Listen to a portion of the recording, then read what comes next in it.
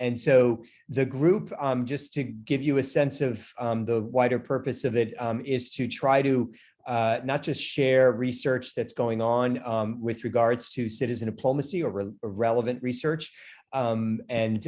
Today we'll have a presentation by Jay, who will be doing, to some extent, I guess, based on some research, but also to hear from practitioners. And so Anand is and Rosa are practitioners of citizen diplomacy, creating a new foundation in Spain devoted in part to citizen diplomacy. So we're going to hear more about their work and their plans. More generally and broadly, in the long term, we're trying to advance the citizen diplomacy sector across the world. And we essentially understand citizen diplomacy as dialogue and collaboration across borders between citizens, non-official, non-government people, whether that's nuclear scientists or students or else.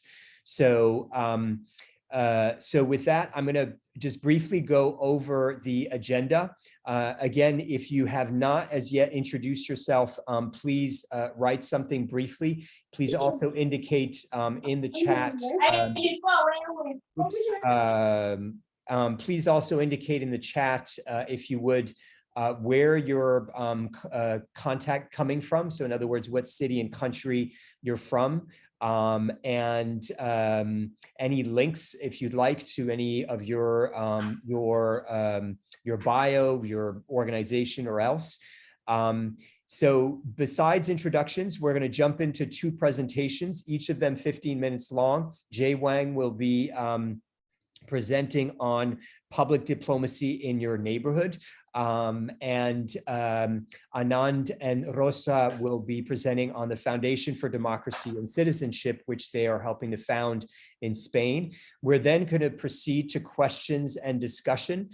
So I actually encourage you during the presentation, this applies to our interns. We have a number of interns with Learning Life joining us. Please do pose questions. You can put them in the chat during the presentations, and then when we get to the actual discussion, we will handle your questions one at a time.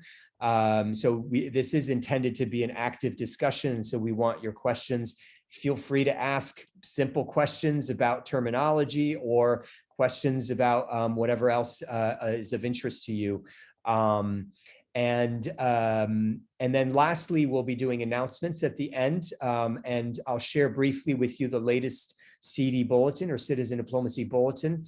And that will be a chance, if you have events going on, new research, or else that you want to share, that will be the time to post it to our Zoom chat, because again, all of what you put in the Zoom chat will be shared out to the wider CDRG email list, which has something like 900 to 1,000 people in the group.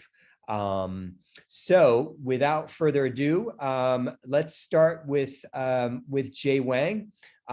Jay Wang is joining us from the University of Southern California, where he is the director of the Center on Public Diplomacy.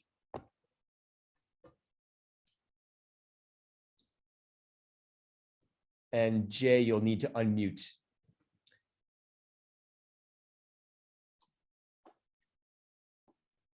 Since after all these Zoom meetings, we still forget. I think we should develop a better technology to help us, so that when we speak, I guess, anyway, whatever, when we want to speak, that it turns on.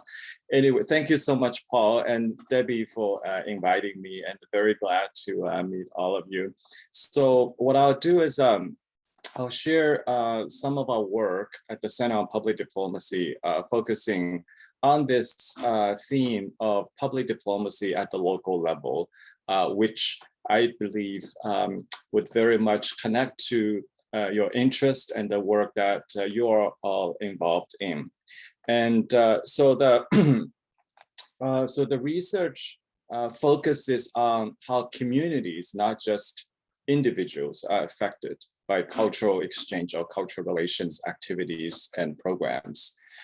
So this, in a way, it's not a dramatic departure, in the sense that how we look at the analytical frameworks as applied to public diplomacy work. At the same time, the emphasis on communities, I think it is very highly relevant and important because lots of work has focused on the individuals, how that impacts individuals, or how that impacts at the national level. And this, our research stream is focusing more on the local communities as we define as, for instance, like our cities and different types of neighborhoods. So why do we focus on that? Just here, I'm just sharing with you a few observations and / premises underlying this kind of a way of approaching research on public diplomacy. As we all know, there is rising global geopolitical tensions, and there's also the rising trade protectionism.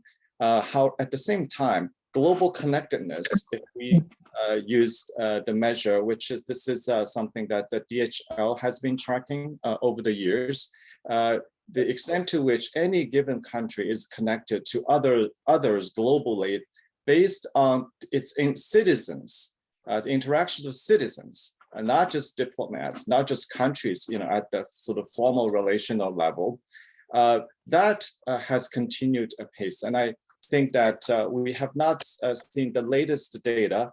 You may say that perhaps the pandemic has impacted in some ways about the number of interactions, but at the same time, if we're looking at the virtual space, probably we'll see tremendous increase in terms of interactions in the virtual space.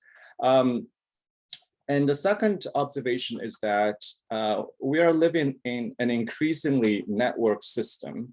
As a network system, which means that there are many more players and actors that will impact our international affairs and global relations. And so there is one particular set of actors at the subnational level, for instance, our cities and states, actively seek international engagement on a variety of priorities, right here, from whether it's trade and business to global issues like climate and public health, certainly. And if we look at, for instance, in the United States, where are the places are most dependent on international trade, export? And this is based on Brookings report. And it's from a couple of years ago. I don't think probably has changed as much. Actually, the most export dependent place in the US are small rural and suburban counties. And if we look at all of the counties together. And at the same time, we also are seeing that digital technology is flattening the space between the so-called urban and the rural areas. And which means that our rural communities, just like our urban communities, are actively engaging in the global economy and a global society. So, so we argue that public diplomacy is also local. Because local communities are increasingly the locus in a more horizontal, less hierarchical global power network. So this is the network society idea. And so in order for our communities to thrive in a globalized economy and a diverse society, we may argue whether globalization is put on a hold, given recent developments, but the general consensus, it's too early to tell. And then even if it is globalization, the pace of globalization slows down. What we are seeing on the rise is regionalization. And so still, I think the international engagement is critical, whether it is a globalized economy or increasingly is complemented by a regionalized economy, right? And so our local communities need these cultural networks, cultural skills, and competencies in order to thrive.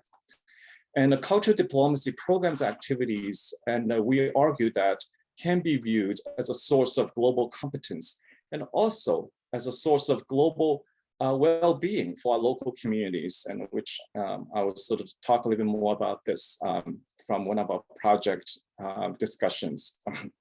And at the same time, there is growing need for linking foreign policy back to the home front, which requires that we develop mechanisms for engaging the broader public on international issues. And this is particularly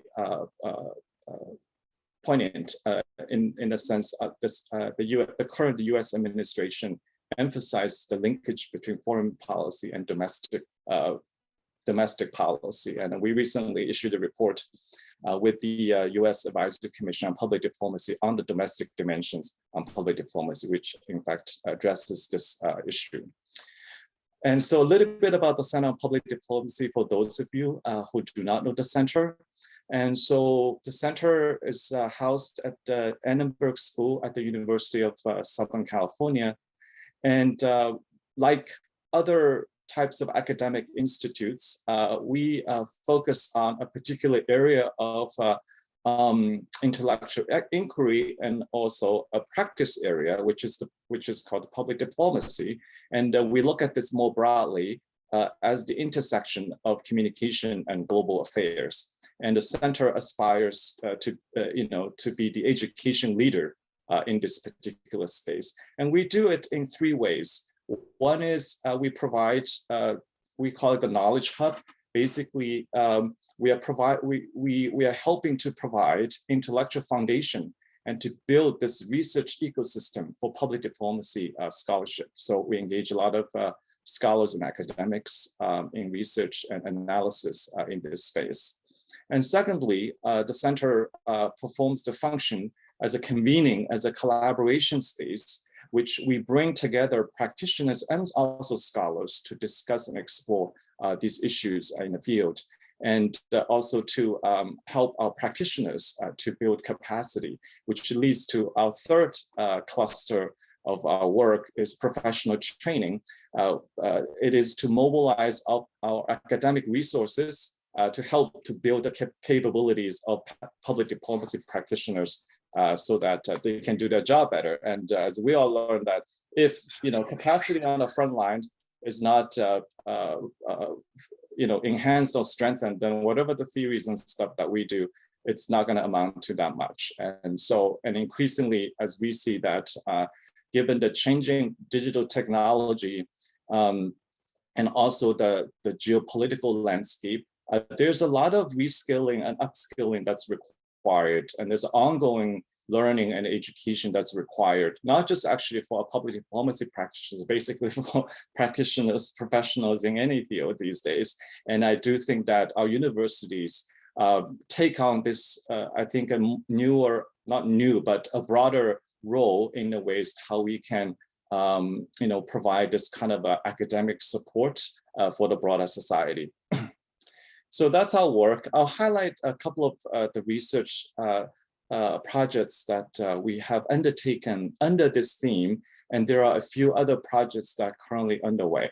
So the first one I wanted to mention just very briefly is we look at how we examine the impact, the local impact of cultural exchanges. Remember at the very beginning, as I said, that the research focuses on how communities, not just individuals, are affected. And previous research into looking at the impact of our exchange programs tends to focus on participants, the exchangees, how that experience is transformed or changed their views or their lives. But ours is trying to look at how cultural exchanges, especially our local communities hosting these cultural exchanges, actually benefit them, or what kind of a benefit. And so we need to develop a framework to capture, to estimate how exchange programs affect US local communities. And we defined impact in this case as forms of resources created that enable local communities to do something better. And in this particular case is how does that engagement, how does hosting international exchanges actually actually creates some form of a resource that allows our community to operate more effectively in a global environment. And the framework, the framework looks at 5 key areas. One is certainly, we also, no surprise, the cultural capital. This is a huge, body of literature looking at cultural awareness, global mindedness, right, cross-cultural skills and all of that. And second, we also look at the knowledge capital, which is whatever it's generated in terms of form of knowledge about other countries, about other cultures, about policies, and so on and so forth. The civic capital is the presence of these programs actually also creates these opportunities for local communities to get involved. So there is this aspect of fostering civic collaboration, right? Civic engagement at the local level. It's just on a different set of issues, which is related to international affairs, as opposed to we are, on a lot of other kind of a social issues that local communities are actively involved in. And the social capital is this, what we talk about is the connectivity. How does cultural exchange, hosting cultural exchange actually create international connectivity? And the last was the workforce and development. How does that enhances the skills and capabilities of the local workforce? And so we did this study with one exchange organization focusing on one of the major international exchange programs. And so I just want to share some of the highlights, the findings. And so based on our research, hosting cultural exchanges strengthens local communities' cultural competence. This is, I think it's no surprise there. Inbound cultural exchanges also facilitate community integration. I do think this, at this point, I think we all kind of easily would understand this, as I was saying about the civic capital. At the same time, I think it's very valuable and useful to be able to have some sort of empirical basis about what does this mean actually for local communities in the ways of the presence of actually international exchange programs. When we have this as a local community, actually helps to facilitate our own, connectivity and to enhance our civic pride. And bringing cultural exchanges. You have just about 2 minutes. Okay. Bringing cultural exchanges to local communities enhances local workforce development, and cultural exchanges, while provide opportunities for international connectivity and also network opportunities. There are things that we need to do, how we can actually harness the potential of this kind of the networking power of these programs. Let me say very briefly the other projects. We look at the ethnic immigrant neighborhoods as city diplomacy in action. So ethnic neighborhoods started by immigrants, and the assumption is that this is a cultural asset to city diplomacy, as they provide a mechanism to bring people together, and especially cross-culturally and cross-nationally. And our preliminary study discusses Los Angeles Koreantown as a case in point, and kind of to see this, what's their cultural significance through the lens of city diplomacy. And here are some of the key highlights here. Ethnic neighborhoods like Koreantown evolve into very vibrant cultural hubs that are not just focusing on one particular culture. It is actually multicultural, multi-ethnic, and also multi-generational. And it contributes to the city's international engagement, as well as enhances the quality of life for residents through cultural offerings, which I think increasingly, whether it's our urban and rural communities, we'll be looking for this kind of the effect of these international exposure, these international interactions as a form of their welfare, their well-being of the city. If you're missing that, there's something missing about your city or your community. And certainly serves as a transnational diaspora connection. We can talk a lot about the role of diaspora in international relations, and certainly these neighborhoods play a very, very important role in providing the connections. And also the Los Angeles Koreantown as an illustrative case of political engagement, not just increasing locally, but also remain interested in international relations, because this is actually connecting back, because these are immigrant communities connecting back to their original country of origin, and how that may facilitate these international relations as well. So anyways, I just highlight these two studies. There are 3 other projects underway that we can talk about this in our discussion. I'll be happy to share. Thank you. Great, perfect. Thanks, Jay. We are now switching to Anand and Rosa, who are joining us from Spain to talk about a new foundation that they are establishing in Spain, and that is the Foundation for Democracy and Citizenship. Yes, so good day, everybody. We are very, very glad to be here and actually very honored because we consider these meetings a magnificent window to the world. So thank you very much for having us today. Let me introduce myself shortly. I am Rosa Maria Torradame, and I work as a test engineer. Last year, I had the chance to join this amazing project we are going to present you today with Anand. And my role in the foundation actually is to extend our network in the German-speaking countries. Excuse me for my English. I'm not a native speaker, and if I have to be honest with you, German just took all of my brain capacity for languages. So please, Anand, would you like to say a few words about yourself? Sure. Thank you, Rosa. And good evening, all. Good evening, Paul, Debbie, everyone here. I am a philosopher, incidentally, the executive director of newly created Fundación Democracia y Ciudadanía, in short, FDC for us in this meeting, if you will.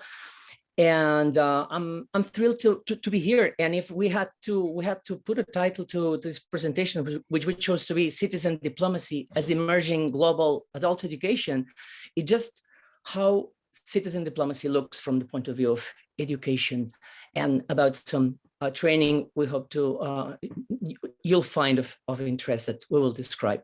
Rosa, it's all yours. Thank you. Thank you.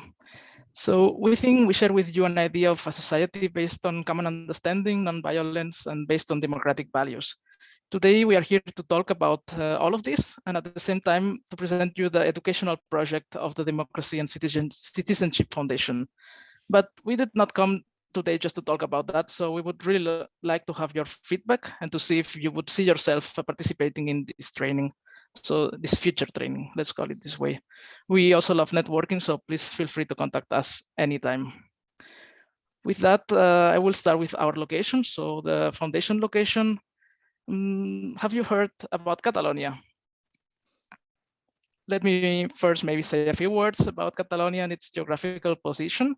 So located in the south of Europe, it belongs to one of the main nodes that links South and North Europe, with important implications for the economy and cultural exchange. Nowadays, Catalonia is a multicultural society with more than 300 spoken languages, even though only 4 are official. And our foundation is registered in Barcelona, the capital of Catalonia. It has operating capacity all over Europe and worldwide in this online setting. And who are we? Who is part of the foundation? So as you can see, we could say the active civil society is forming the foundation, and it includes people from many different fields with many and diverse interests, but with a common goal. And this leads me to talk about our commitments, which have on the first and most important place, the goal to regain civil society's shrinking space. This objective is based on 3 different pillars, which we aim to put in practice. The first one being the training of civil society's active members, followed by empowering people to participate, and finally co-working on disseminating a positive message on fields such as emerging human rights, prevention of institutional violence, and by offering a massive open online course on citizen diplomacy. But how did all start? So why now suddenly there is a new foundation in Catalonia? They're promoting the citizen diplomacy and a training for adults. For that, I need to explain you a bit of our recent history. So as nowadays, Catalonia is a region of Spain as such, but it has a really long history behind it. And over time, Catalonia's open development has not felt at ease within the limits of the Spanish constitution, and it has sought its own ways to keep on evolving. One such instance is the 1st of October self-determination referendum that took place in 2017. I don't know if you remember that, having read that on the news, on the television. That self-determination referendum just unfortunately ended with great police brutality and left great parts of our society pained and traumatized. It's very important for us to put emphasis on this, because this was a history change event for this region of the world on terms of social activism and participation on public matters. We have been observing a concerning rise in the polarization of the society during the last years before and after this October's referendum. You can see in the image how some part of the society is saying that Catalonia is Spain, and at the same time, some people saying Catalonia is not Spain. Even during the same referendum day, depending on which media you were following, you had two totally opposite views of what was happening in Catalonia. On one hand, the Spanish premier asserting that no referendum had taken place at all. On the other hand, the Catalan president saying that Catalonia has earned the right to be a to have its own state. So, in addition to the mentioned events in Catalonia, the civil freedoms in overall Spain have been jeopardized in the last years, especially after the law on public security was approved in 2015. As an example, we can see here the rapper Josep Valtònyc on the picture, who was sentenced to prison for his lyrics and fled to Belgium to avoid arrest. To curb pessimism and counter-arrest the general deactivation of civil society, Fundació Democràcia i Ciutadania was born. We want to put our grain of sand in offering a transformative and positive approach to reactivate not only the Catalan society, but all. And with that, I give the word to Anand, who will present you our educational program. Let me just stop sharing. Yep, and I'll share. This is what happens when two people share screens, so it's all worth it. But yeah, hopefully you're seeing my screen. So this project, Rosa has told you the background, who we are. We are not linked to a political party as many foundations are. This is not our case. We represent concerned citizens. And in our way, if you're familiar with the concept of peace building, our basic concept, working basic concept for our project, which is basically an educational and impact on society project, works on the basis of ensuring the awareness of citizens about rights, the emerging human rights and their evolving nature, tackling barriers to participation that involves, of course, the concept of social integration by making people aware of every sector. And we are very interested about the take of Professor Wang on communities about the prevention of institutional violence. And last, but definitely not least, we want to empower citizens to speak up to the world. And this is where our idea of citizen diplomacy as a key educational field for the 21st century emerges. Who is our target? What is our mission? All active citizens working for NGOs, not just in our region of the world, not just in Spain or Catalonia or Europe, but worldwide. To begin with, it's nothing new if I tell you that we are all of us hybrid citizens. So we are citizens and at the same time netizens. So we will focus on the track zero diplomacy, if you will, that is the person-to-person meeting in a face-to-face setting or an online one. We believe that citizen diplomacy nowadays best defines what global education is. And we believe citizen diplomacy brought to the core competencies that it involves for adult education, what has been called by educational experts as andragogy. Citizen diplomacy holds the basic competencies that can spark a whole new concept about global adult education in our time. We have found out in going through what is written in public diplomacy, in state diplomacy, that the person-to-person meeting, which we consider call track zero diplomacy, citizen diplomacy, two different people meeting, requires the same competencies that state diplomacy does. So the listening capacity, credibility, and positive influence. So I will expand on that, and I think my presentation just froze. Are you still sharing screen, Rosa? Yes, the thing is that you were not sharing, so I just jumped in. Oh, all right. We can see your screen, Anna. didn't- We can see your screen. Lovely, but I don't seem to be able to move the. Are you the one operating, Rosa? If you want, I can continue. Don't worry. Yeah, please. It will help because I don't know, somehow it got Don't worry. Don't worry. Thanks so much. In my screen, I'm still seeing your screen. Thanks so much. So let's move to the next one, please. Previous one, yeah. So in education, and this is just some common places, but I think this is important. You know how neurobiology has affected education worldwide. So this scene here of two diverse people talking is the basis of Dr. J.D. Siegel's description of our very nervous system. He says this is the nervous system operating. It's exchange of information and energy, and it enriches itself with positive inputs. So he goes as far as to say that the whole aim of the nervous system is to be well-groomed, and the best way it does so is on the basis of compassion as the result of positive exchanges. Please, let's go on.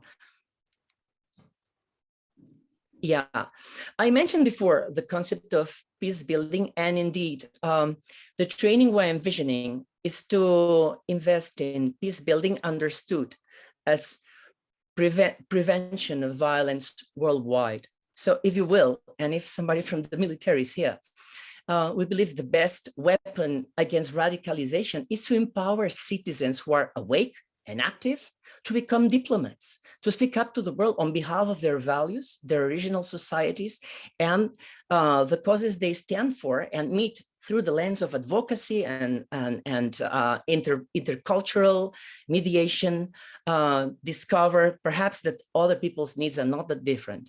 Let's move on. By this, in analyzing what citizen diplomacy involves, we realize that Paulo Freire's concept of education towards liberation is greatly enlightening when understood as mutually liberating. How so? Because in the citizen diplomacy meeting, one person with another person holding different values, different cultures, different oceans of references can liberate each other by a dialogue that is not mediated by stereotypes, gaslightings of any type, dominations of every type. So we thought we need one such training. Let's move on. With that, in strategic partnerships projects of the Erasmus KA2 brand in Europe, some competencies are gaining terrain. One such competency is the one of critical thinking. And we believe that social constructivism and the approach, for example, of Judith Butler, who was recently in our country, showing us that every narrative is the result of a certain societal construction, is an eye-opener and is sort of a cure for many social illnesses. For us, it means we need to be trained in our citizen/netizen dimensions to understand the other narratives and see how they were built. Yes, Rosa. For example, netizen action, influencers, it's a perfect ground to understand citizen diplomacy online and the impact of diverse narratives. How so? On one side, right side, Lizzie Qi, the one official Republic of China's YouTuber.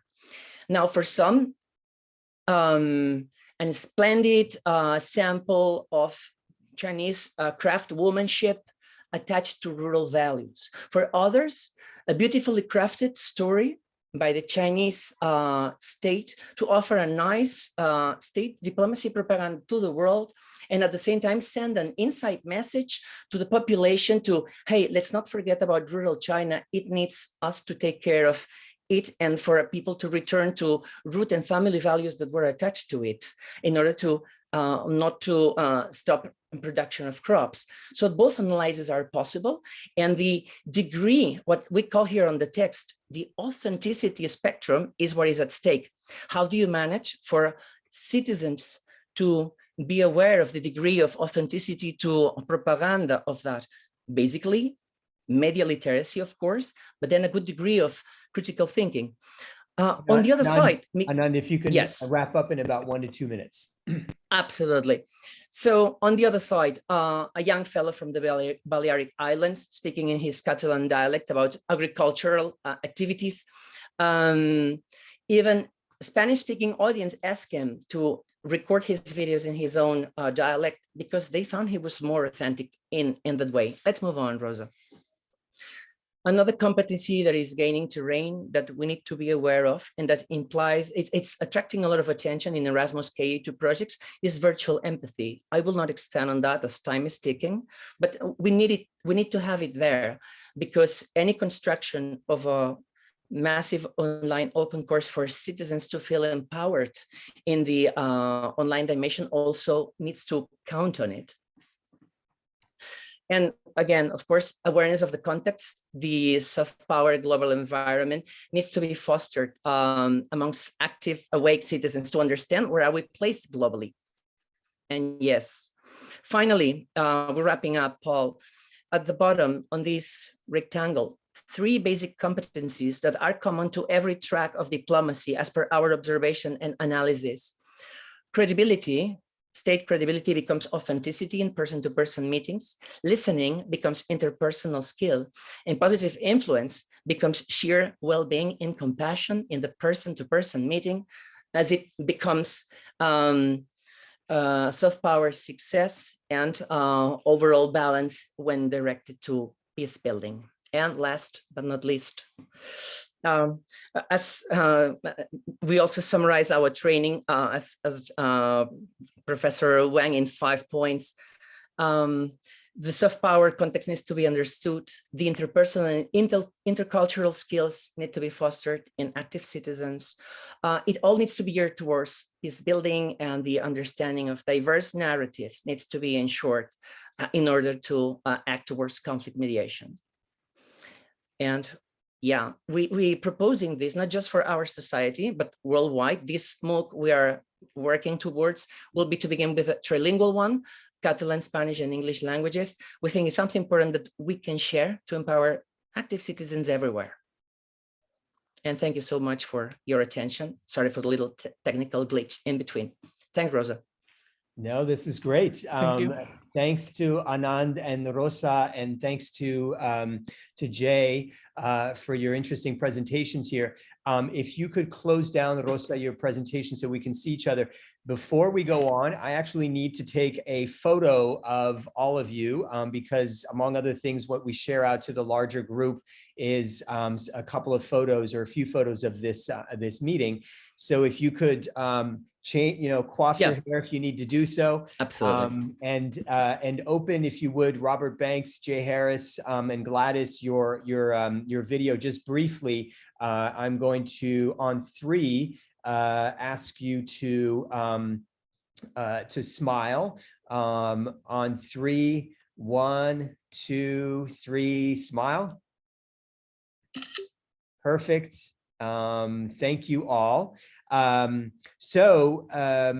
going to start with discussion. We have about 35 minutes for discussion, and you can ask questions of whoever, of either of the presenters. And so there's no particular order in which we do this. I am going to, though, preference those who have actually put their questions in the chat, and I may ask you to actually develop your question. But to start with, I think we have a question that that could actually be asked of both of the presenters, both meaning, well, all 3 of the presenters, I should say, which is one that that Anna, who's joining us from Michigan, and I believe it was Sarah who is joining us from, Sarah, I can't remember where you're joining us from. You're joining us from England currently. Yeah, Oxford. Yeah. And that's a question about, let me see here. Well, actually, Anna, do you want to articulate your question? And then Sarah, you can kind of amplify if needed on that question. Sure. Thanks, Paul. And thank you to all three presenters for wonderful, inspiring presentations. They were fantastic.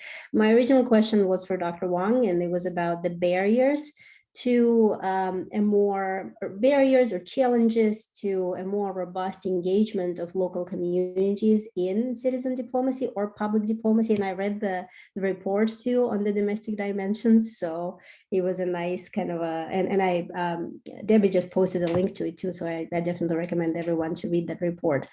But yes, the same question goes for Anand and Rosa about, what are the key challenges that you see? Thank you. Sarah, did you want to kind of amplify or in some ways elaborate on that? Well, my question was similar in that, like, I was wondering whether or not cultural exchange could be used to help further engage, the general public on international issues, so not just local issues, but expanding that to like international relations in general. Yeah.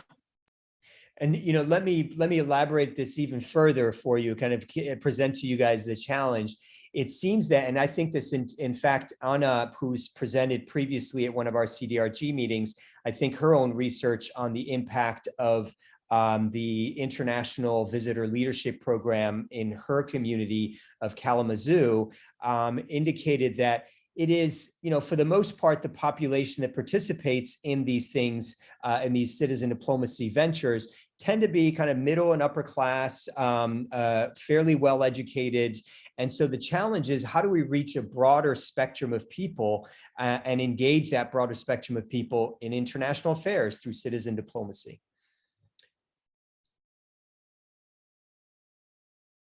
Who wants to go first? Anand? You can unmute. Yeah, you saw me jumping for it. Thank you, Paul. Well, actually, I remember your Anna's presentation, and so I think to understand what is the background of it, I think today Professor Wang set forth an idea about engaging broader public on international issues, which has some limiting factors which depend on each country's context, but then ones that are international or common to many of our contexts.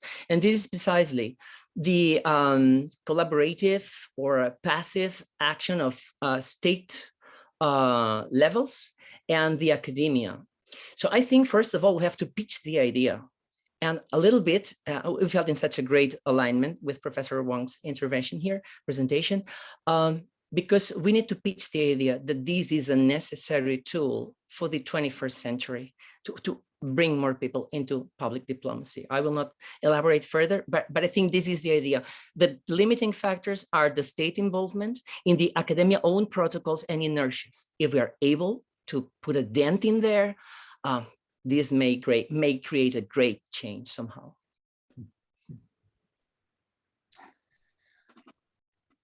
Thank you for the question. I wanted to talk about this at kind of a broader level. It is true that we rely a lot on our volunteers at the local level to pursue many of these programs. And what was just said about the makeup of the volunteers at the local level needs to be more diversified,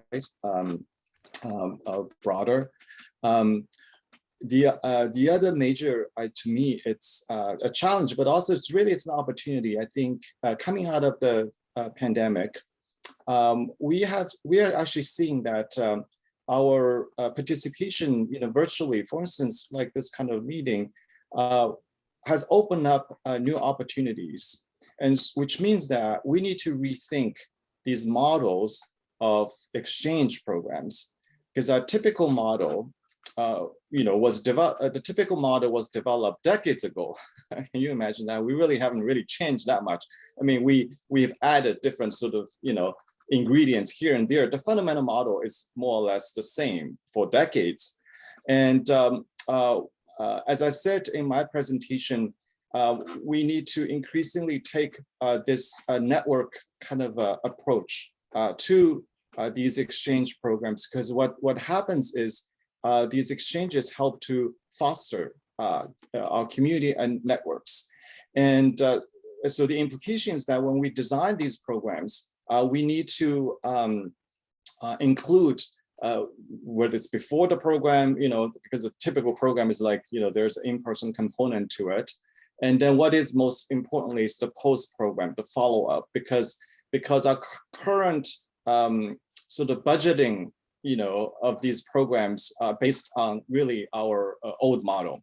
And I think that's the big bottleneck, but we are seeing changes in many ways that increasingly the network concept and even the model is being applied.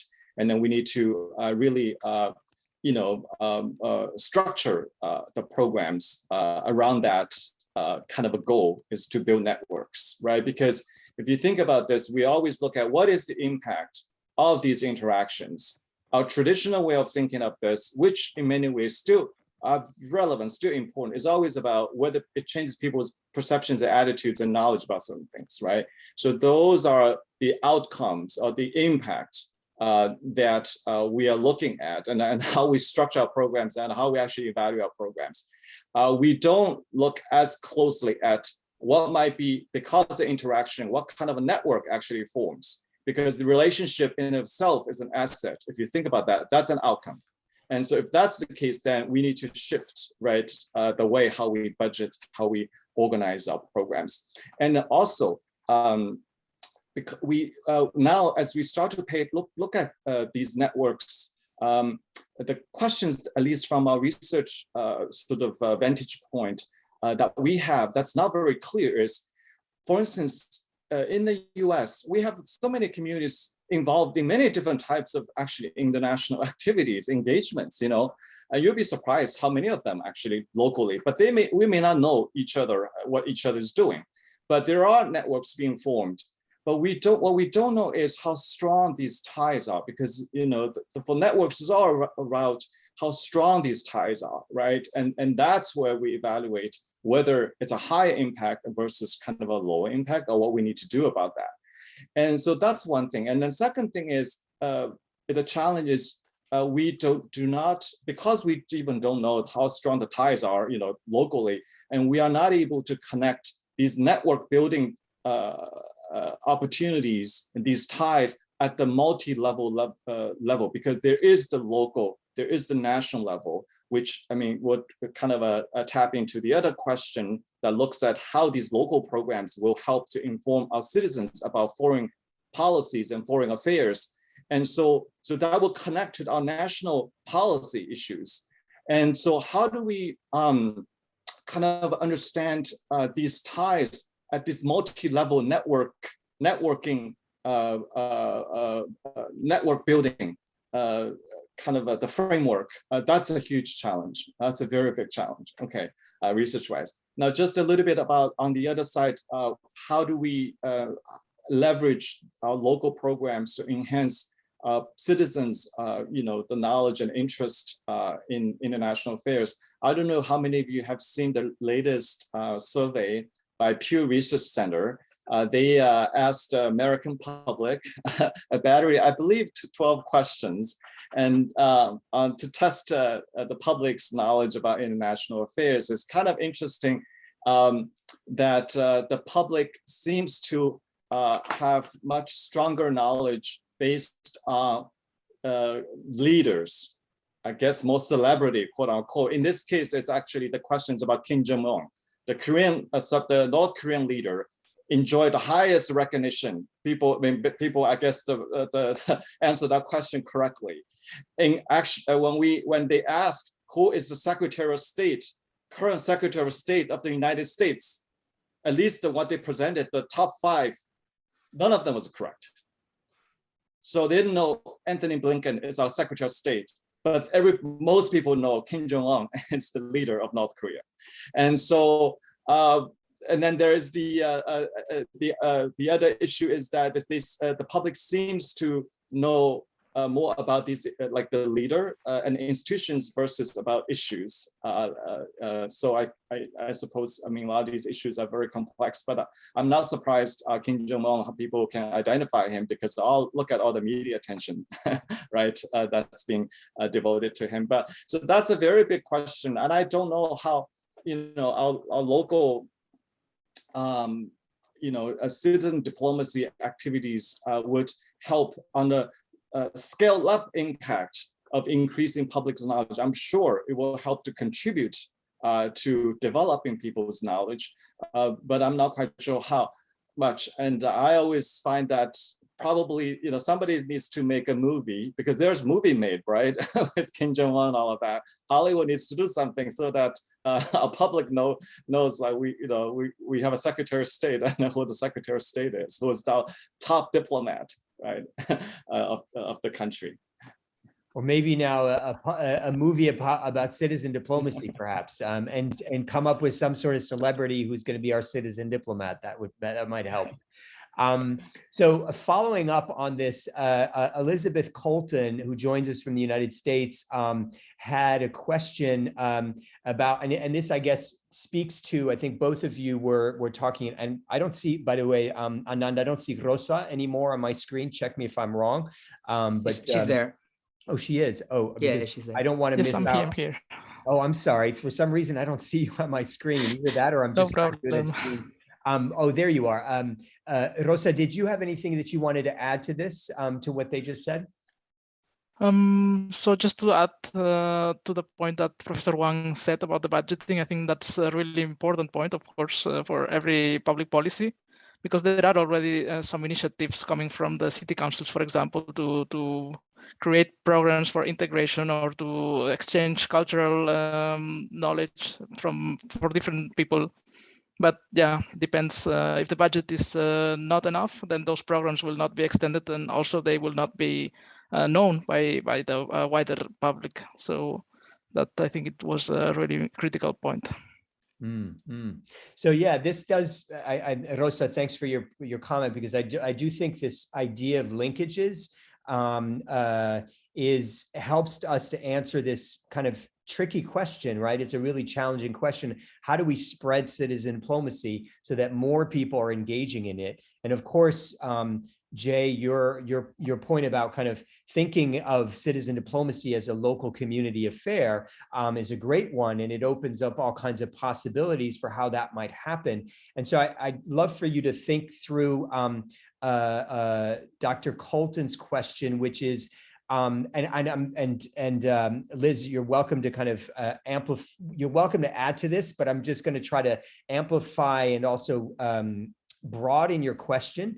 Yours is more specifically about linkages with other academics, but I'm wondering what kinds of kind of critical linkages should citizen diplomats be developing, besides kind of linking with other academics, especially if we're trying to, in some sense, democratize citizen diplomacy, right? Get more people involved.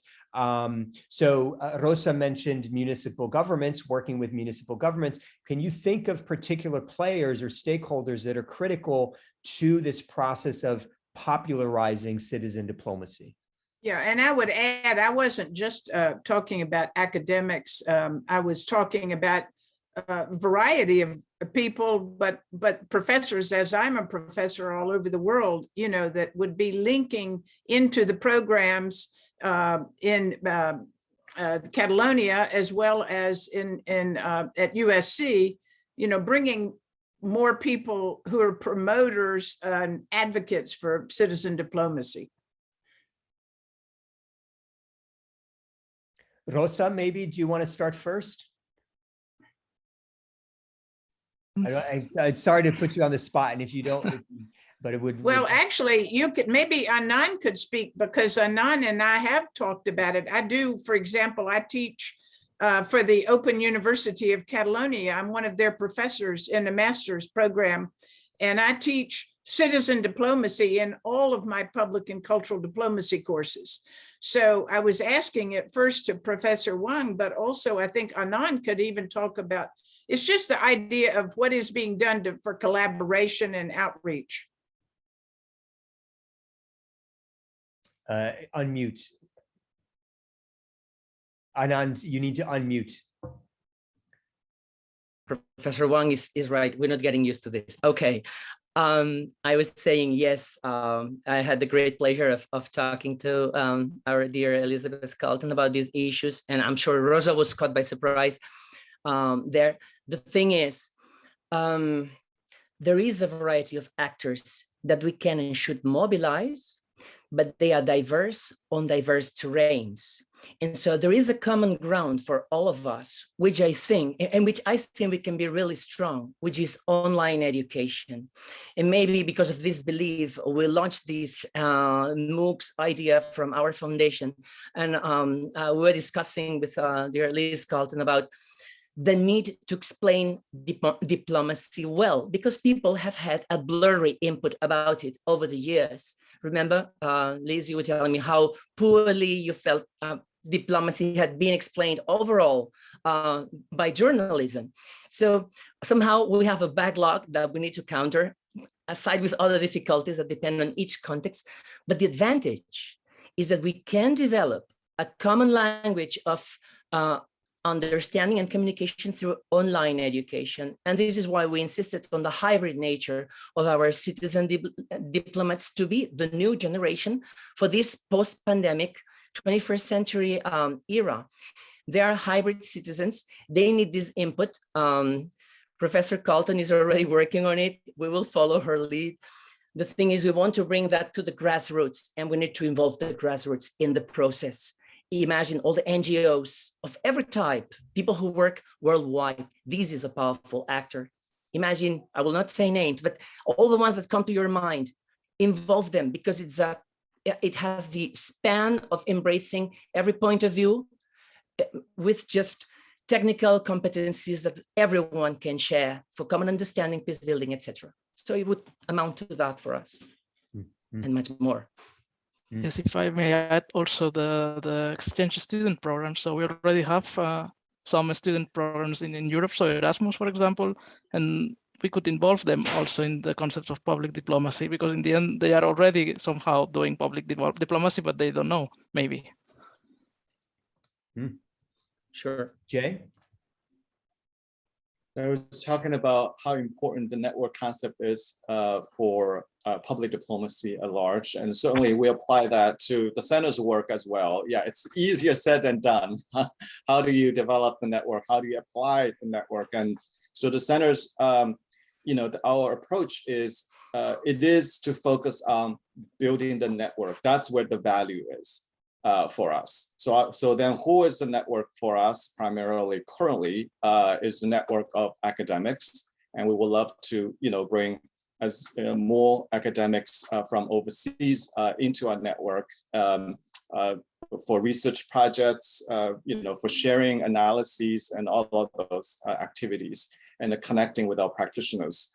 And the other core component in our network is our practitioners. And our practitioners currently are primarily more kind of from the national foreign affairs system, meaning the diplomats, the public diplomacy practitioners. Increasingly, we also have people who are involved at the local level, at the city level in international affairs. Now, the challenge that we have, faced in building these networks, I mean, you have this concept.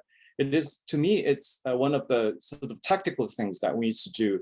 It is really to develop a very robust digital infrastructure. And we are not talking about just like the Zoom meeting we're having, right? Because we rely on that, low-tech technology so many times, but we need very high-tech digital infrastructure. And why can Silicon Valley or Silicon Beach companies, the way how they develop these audience engagement tools, why can't we use that? Why can't we use this to scale up our impact and our reach and impact? And this is something that I think maybe this moment is right also because increasingly the private sector also realizes that international affairs matters to them. They want to be educated, informed not just because at the leadership level, because the rank and file, the employees may take stands on some of these issues, international issues that will impact the operations. And not just talking about the consumer boycotts and stuff like that, which they have faced for many years. And I always find that they know how to deal with this, very well. But now it's just the scale and the speed is much faster. So it requires a lot more agility on that part. But I think they are facing this issue with the employees and also the more complex, more layered geopolitical landscape. So they are paying a lot more attention to international affairs, to the things that we care about. And I do think that we need to make a much bigger effort to engage them so that the tools and techniques that they have developed and so effectively to engage our general public. And I think the Hollywood, for making Kim Jong-un known as a household name in this country, they can do something about, how we can have our citizens to be better informed about climate issues, right? About U.S. global engagement. I'm sorry, this my examples are very U.S. skewed, so I know this is a very international group. I just want to make it very clear, but the same, how the U.S. role, what the U.S. role, how U.S. engages in different parts of the world, right? So, anyways, so that's one that I think that we have been thinking quite a lot about and putting efforts, and hopefully that. We can, have some positive change in that realm, and we can elevate, scale up the work that we care deeply and is so very important for our communities. So we have a couple of questions in the chat, which I think are interesting ones from Ava McClure, who joins us from the United States. She's asking about, her question is, can influencers truly prove their authenticity when there is so much misinformation and misrepresentation on the internet? I'm going to have her kind of elaborate on that, if you don't mind, Ava. And then afterwards, we'll get a question from Arnaud. I think, Arnaud, where are you joining us from again? Spain? I'm actually Catalan as well, but I'm joining you from Brussels. From Brussels, okay. Great, so he's in Belgium, so we'll go to you next, but after Ava. Ava, do you want to speak to your question?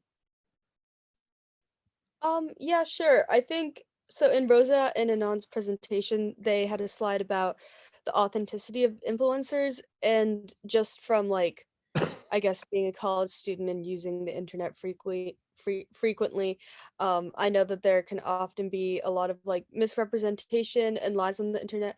So how do you like propose like confirming an influencer's authenticity, and like what, I mean, this is like kind of deeper, but like what does authenticity mean on a space where anyone can post and say anything they want?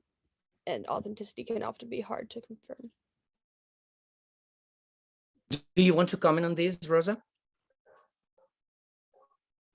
No, please go on.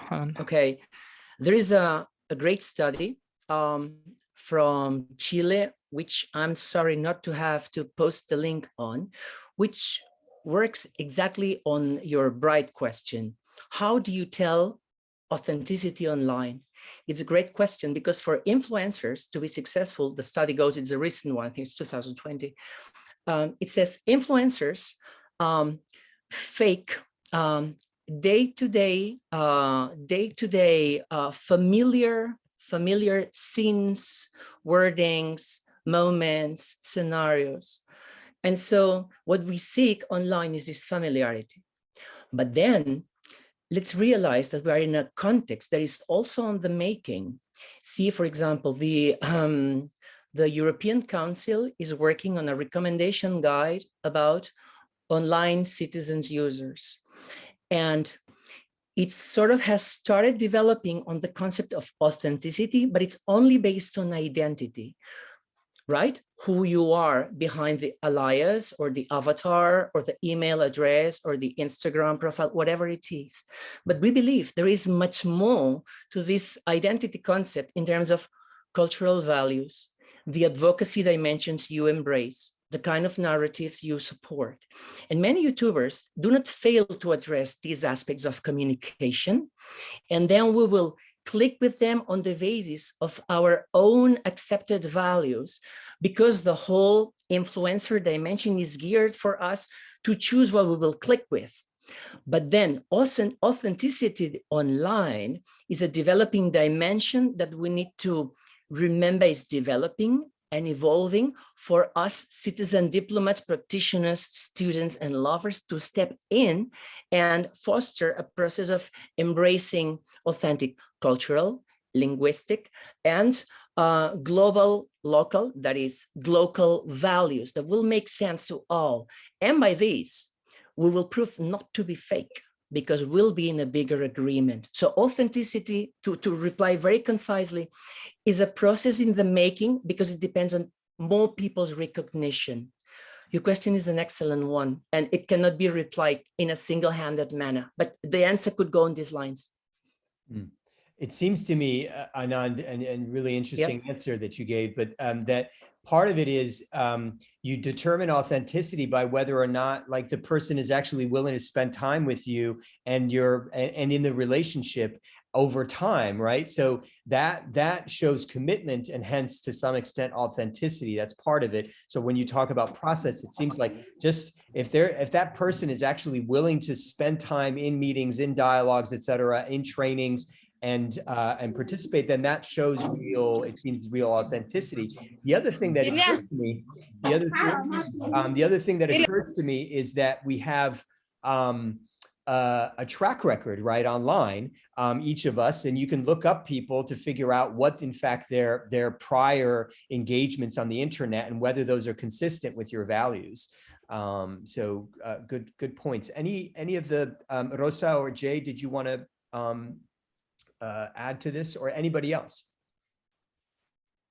Just wanted to add to this is, I think that in the work that we do, perhaps it provides a great opportunity for us to not transcend this whole misinformation, disinformation scape that we living and breathing, but to provide an opportunity for people to engage and to communicate through the in-person, the co-presence in person. I still argue for us as just human being, that's still elemental. It's elemental. So the question becomes, because the digital technology has developed so fast, so we've gone through this period, and I think that's what we are seeing right now, is that digital technology replaces a lot of kind of the in-person stuff, right? Or expands, we cannot, share our views or share our comments, anonymously as much, if we're doing it in person, but digital technology allows us to do all of that. So in a way, digital technology supplants and also extends a lot of the in-person. So it's always about how digital technology is determining, right? Or it's replacing some of the good things that actually happen in person. I do think that the next phase, we are seeing this in product design, all of it. It's come from our in-person experience. What do we need technology to help us to do better? And so once the question shift like that, then the technologies will develop to enhance our in-person experience. And I do believe our last 3 feet value of our exchanges is fundamental to human communication. So how can we bring technology in to help us to do our in-person better, as opposed to technology is kind of determining, how we kind of conducting exchange and all of that. So anyways, there's certainly a larger issue about disinformation, and there may be technical solutions to this.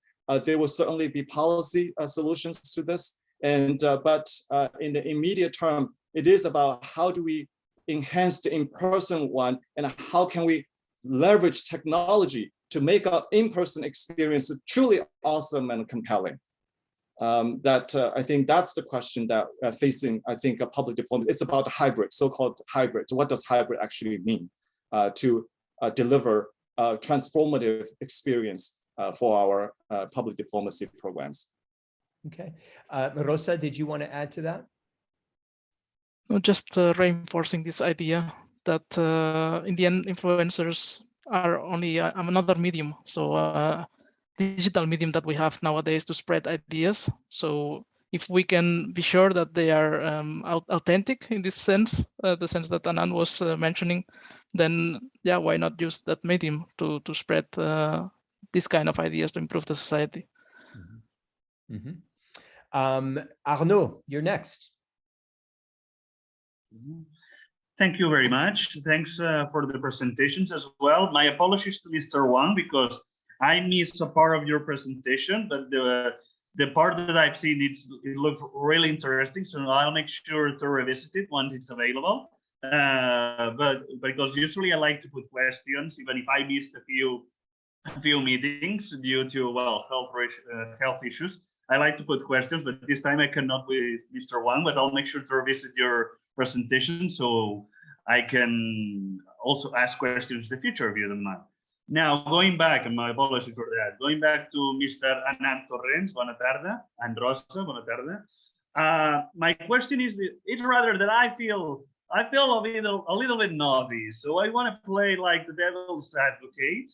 And even if I fully uphold your vision on citizens diplomacy, well, it's true that because it's a powerful tool that it's available to everyone, it's also a double-edged sword, meaning that it can be used for good and it can be used for bad reasons. And one of the bad reasons is that people that want to spread extremist radical speeches have this kind of powerful tool to do so. So from your philosophical perspective, I'm sure that you've thought about that.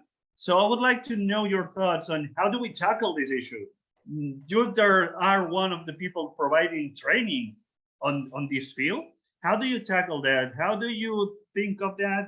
What kind of ideas do you try to use in order to be able to cope with a potential problem? And on the other hand, taking into account that in the long term, not in the short term, but in the long term, education is a key field in which to actually, tackle this problem.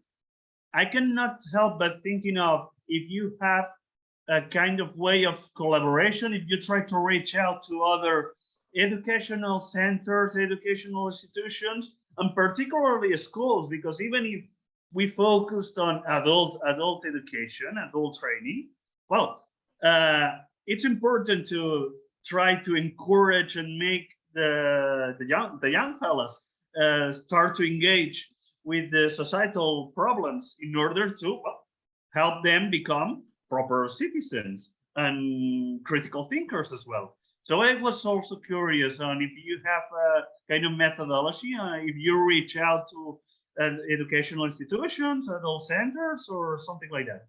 And just that. Thank you very much. And have a nice day if I don't talk anymore. Thank you. You want to go for it, Rosa? Actually, since you are the master in the educational program, I think please help me later on with anything that you think I'm forgetting. Are now excellent questions. I will start by the end.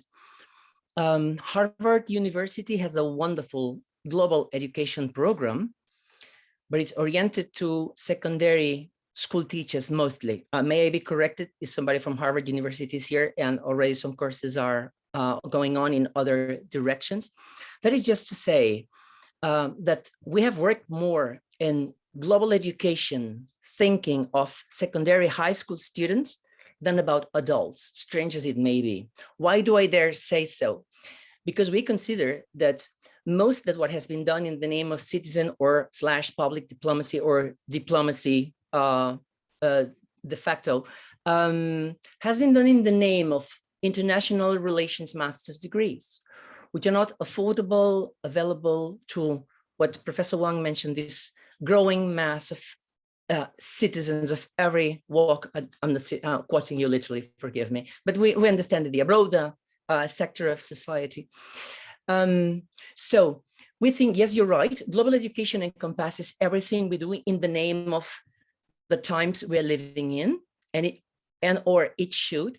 We believe that when we talk about the adult, we are comprehending also the young adult, because the span of 18 to 24 years of age depends greatly on inputs from older persons, and they mirror themselves on the elder generations. Now, we focus on adults because we think there is great chance for this global impact, and also because young adults are having good command over digital technologies, but not that good in the sense of the humanizing aspect of the usage of the online media and environment. Paul was somehow summarizing before, you were summarizing before in a comment you made in between, Paul, you were summarizing how actually you talked about permanence of contact, engaging in contact. This is something that online humanizes people. It's the basis of virtual empathy in a way, and you described it so well. So yes, we seek alliances to spread this certification, which is still in the designing phase. We seek alliances with education institutions worldwide that either be they formal education institutions like universities or international schools or others will understand the practicality and the possible impact of a program on citizen diplomacy that has this broader dimension that we are inviting to. So yes, we're seeking allies to acknowledge this certification that we will design, and please spread the word and let everyone know we are seeking for this conversation. About citizen diplomacy as a double-edged weapon. I'll try to be brief. It falls also under the category of what Paul was mentioning before as the previous history that people have online, and as people's activity online as narrative. A narrative does not appear out of nothing. A narrative has environment, has a root, and has a purpose. If we're able to identify those, and that is affected by means of media literacy and critical thinking, of course, we are in a safer place. On a totally safe place? No, but on a safer place. And this is why we need to engage in the conversation to tell, using your words, good from bad. Bad for us is what falls under the category of radicalization and any force that is opposing diversity. And as long as we train people into this dialogue, into engaging and discovering your values, my values, and redefining the context of communication, we are on a good or at least better place. Great, really thoughtful, Anand, thank you. Jay or Rosa, did you want to add to that? We need to close off our conversation, a really stimulating discussion, but Jay or Rosa? I'm good, thank you. I'm good, thank you. Okay, so yeah, this was a really interesting discussion, and I'm sorry we didn't get to all the questions. Alex, my apologies that we didn't get to your good question about media and media bias and so on. I think it does speak to the importance of creating linkages, right, between different stakeholders. I think that's one key takeaway, at least for me. If we are to popularize citizen diplomacy, it's going to require creating linkages and perhaps longer term relationships, right, to speak to this issue of authenticity and also the hatred that is so easy to foment. Arnaud, it reminds me, your point reminds me of, this question reminds me of something that Joseph Nye said a long time ago, speaking of Harvard, the Harvard international relations professor who conceptualized this concept of soft power, which is that, there was at some point, I've mentioned this, I think before, there was a pastor in Florida who decided to burn because he was, not particularly a fan of Islam. So he decided to burn a Quran and put it up online. And that started lots of anger in different parts of the world. So it's very easy to destroy things, and it's harder to build things. And we know that not just in war, but in actual citizen diplomacy, unfortunately, it takes a lot of patience and building of relationships, and it's hard and it's easy to destroy that with somebody who just wants to present something on the internet and can spread it easily. So anyway, thank you for your really good presentations and this lively discussion that we had about this. We're going to finish off briefly with announcements. I believe that Debbie had something that you wanted to share with regards to food and Palestinian food. Did you want to say anything about that? Oh, just, in my citizen diplomat life, we run in Montgomery County, Maryland, just outside of DC, a book series, a book conversation series at our public library system. It's in the virtual branch. So next June 14th, next Tuesday, we have our final one for this spring. And this is just a fascinating book. Anthony Bourdain made it super famous on Gazan cuisine, which blew my mind when I actually started the spices and the intersections of so many different cultures, in spite of so many obstacles. It's just a vibrant gastronomic experience. So it's free if you can join. Just wanted to pass that along. And please, if you have other events or announcements, throw them in the chat. Or if we have time, Paul, I don't know, to speak them. We do have just a couple minutes. If there's anybody else that has announcements of events, publications, etc., speak up now. While you may be formulating things, I'm going to share a couple of other things. One is that my own organization, Learning Life, is we are we are going to be doing a family diplomacy training starting July 10th. I'm going to put this in the details in the chat if it all fits. We are having an info session this Sunday to learn more about it. So I think that put everything in the, yes. So everything's in the chat there. So if you know of anybody, they essentially need to be 14 years or older. They can be anywhere in the world, and they can be 90 years old if they're interested in participating. We actually want family members to participate together. We're going to be offering training that includes learning about citizen diplomacy, learning about what's happening to families worldwide, and learning about family storytelling. So those are the three things that we're going to be dealing with starting July 10th, every Sunday via Zoom, going through October, but in two different phases. So there's that information. I also wanted to share with you, and I'll share my screen briefly here, the latest Citizen Diplomacy Bulletin. It's not yet fully complete, but we will be sharing this via the CDRG on Facebook and LinkedIn. There is a forum on democracy and peace that is happening in Berlin on July 27th through the 31st.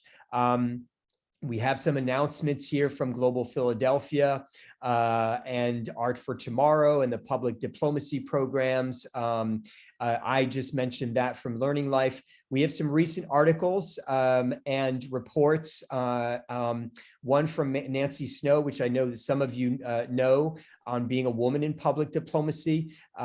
We have some things from the Cleveland Council on World Affairs, as well as these on women's tennis diplomacy and the Nigerian diaspora. There are some recent books that have come out that are related to citizen diplomacy: Boundary Spanners of Humanity, the Rutledge International Handbook of Diaspora Diplomacy, and Diplomacy Organizations and Citizens, and Museum Diplomacy. You might have seen there's a lot of activity and events with regards to museum diplomacy that's being posted to our Facebook and our LinkedIn pages. And lastly, we have a lot of resources that are posted in this. So you'll see this coming soon to our Facebook and LinkedIn pages. Any other announcements?